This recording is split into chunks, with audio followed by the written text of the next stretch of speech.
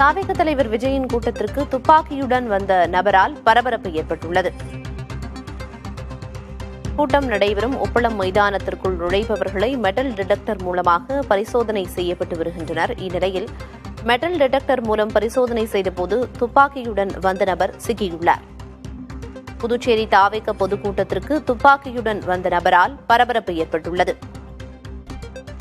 கூட்டம் நடைபெறும் உப்பளம் மைதானத்திற்குள் நுழைபவர்களை பரிசோதனை செய்ய மெட்டல் டிடெக்டர் பரிசோதனை செய்யப்பட்டது.